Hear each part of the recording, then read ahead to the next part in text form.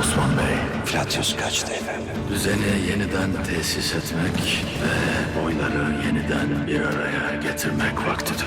Kuracağım devletin bir cihan devleti olması, Türk Hakanlığı'nın yeniden doğması için gayret edeceğim. Sargun Hatun, Osman Bey'in adını bir daha ağzına almayacaksın. Gözüm de üzerimdedir bilesin. Savcı yeğenim adamı zincirleyip getirsin. Siz de onu elinizden kaçırın. Diyesin Osman Bey. Bunu yapmak zorundayım. Zorundayım. Baba, Osman. ana, Sargun Hatun kafesi çadıra kapatsın.